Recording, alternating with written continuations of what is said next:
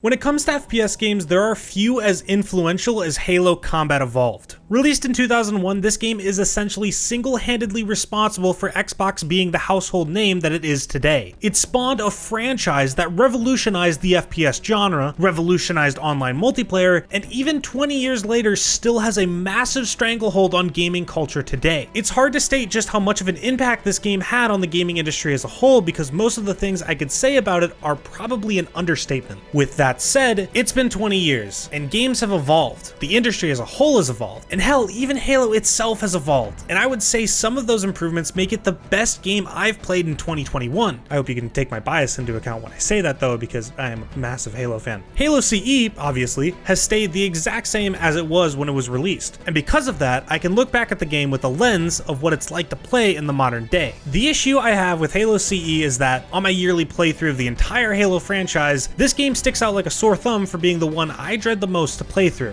The whole process feels like a chore, something I have to just push through until I can get to the games that I'm actually excited to play through again. This isn't entirely Halo CE's fault. I've played through the entire franchise more times than I can count, and understandably that would give anyone a bit of fatigue on the whole process, but Halo CE manages to give me just that much more fatigue. Now, don't misunderstand me, Halo CE is still a revolutionary masterpiece. This video should in no way detract from that fact. I'm just making this because I think it's interesting to look at how this game, while still being amazing 20 years after its launch, has retroactive flaws that I think are interesting to talk about through the lens of hindsight. Also, before I get into the meat and potatoes of this video, I'm calling Halo CE just Halo from this point forwards. Just note that when I say Halo in this video, I'm talking about this game specifically, unless I really specify otherwise. To lay out my problem, my issue with Halo comes from the way it's aged. By no means do I think the game is boring or difficult to play through. What I mean by fatigue is that I feel like I'm just in a waiting room for the experiences that come later in the franchise. No point through my playthrough do I feel like any of the game is a high point in my experience of running through the franchise, aside from the Warthog run. Obviously, that shit is timeless. My experience running through Halo starts off really strong. I'm riding off of momentum from playing through Reach, and I'm excited to meet Cortana and Master Chief all over again. The Pillar of Autumn and Halo are both amazing missions, but things begin to dip for me once Truth and Reconciliation begins. The mission itself starts out interesting, a sort of stealth-like mission with a sniper rifle under the cover of night, but the moment you enter the actual carrier ship, it's kind of just, oh, welcome to the next 45 minutes of your life. That description is actually accurate for most of the other missions in this campaign. Obviously, the Silent Cartographer is a lot of fun, but Assault on the Control Room, Two Betrayals, and Keys suffer from this. I'd mentioned how the library suffers from the same fate, but my joke is incorrect because it's more like welcome to the next hour or so of your life, especially on Legendary. 343 Guilty Spark is the standout mission for me in this scenario because while it suffers from the same issues as these other missions, it's understandable because of the atmosphere and plot it sets up for the rest of the game. I still view the mission as a whole as a part of the dip, but the experience of the mission itself somewhat makes up for it. The Maw is where the campaign goes on this meteoric rise, past a lot of other moments in the entire franchise solely because of the Warthog run. And in a lot of ways, it always skewed my view of Halo's campaign because while during it I'd feel a lot of the sentiment I have in this video, I'd always come out at the end of it hyped to play Halo 2 fresh off of what I just got done with in Halo. It honestly does so much heavy lifting that even while playing through the campaign just to refresh myself, I found myself bumping up the volume so I could hear the music as I was playing. So what exactly is the root of the problem here? What do these Halo missions have in common that cause them to dip the experience of the campaign, and vice versa? What do these missions do correctly? Well, let's first take a look at how long I spend actually playing Halo, and maybe that can give some form of insight as to what's causing my fatigue. According to my recordings, I spent a total of about 5 hours playing through the campaign. This is on heroic, no skulls, just a normal playthrough of the game. Some people might look at that as fast, and it kind of is. I've been playing Halo since I was like 5 years old. Halo 2 was actually the first game I've ever played, but if we actually look at the time spent in each level, I think I can get the reason behind my fatigue. Let's pick some low-hanging fruit for my example here. I spent 45 minutes of my 5-hour playthrough on the library. 15% of my entire playthrough is spent on one level, one single environment. It overstays its welcome. Theoretically, we have 10 missions, and unless there's a reason you really want a mission to be more than 10% of the game, this seems like a pretty good balance to keep. It's not just the fact that the library is long either, it's the environment itself that makes it feel even longer. It's the same hallways, the same open areas. It all looks and feels the exact same. Once you get to the first elevator, you're essentially playing through the same level 4 times over. But the library is just one level. Assault on the Control Room and Two Betrayals are 2 separate levels, yet Two Betrayals is actually just Assault on the Control Room backwards. I'm already spending 40 minutes on Assault on the Control Room. I really don't want to return to the exact same level. The same goes for Truth and Wreck and Keys. This issue is only compounded on Legendary because my playthrough overall will have another hour and 30 minutes added to it. Level locations aren't the only things repeated though, because throughout each of these long levels, the actual environments themselves are copied again and again. Assault on the Control Room has like 8 of these rooms that you need to run through and clear out. Same with 2 Betrayals. Truth and Wreck is essentially 70% this same hallway, and Keys is that hallway, but instead you get the chance to just have random dead ends and looping paths through some of them. I feel like a lot of this stems from just 2001 game design in general, but if you look at Marathon, Bungie's previous series before Halo, you can start to understand where they learned how to create levels. I know that I've already talked about 343 Guilty Spark in this video, but for a level that's set up almost as a maze with hallways that actually repeat themselves down to the way the debris blocking your path is laid out, which by the way still manages to make me question if I'm actually going the correct way even with how many times I've played this game. Through all of that, it's not nearly as bad as whatever the fuck Bungie was on when they decided to make Marathon's levels. If 343 Guilty Spark is a maze, this shit is an actual fucking labyrinth. Also, please correct me if I'm wrong, but I thought I heard somewhere that internally, while Halo was originally being developed, it was considered a spiritual Marathon 4 by Bungie. I have absolutely no clue where this quote appeared in my head. I have no clue where I found that information, and I haven't been able to source it while writing this script, but if it is true, it would make a lot of sense. Honestly, taking some of the core elements of Marathon, a cyborg, an AI, evil alien, some deep, scary, ancient threat, all just spun into something different, it would explain Bungie's level design and a lot of these missions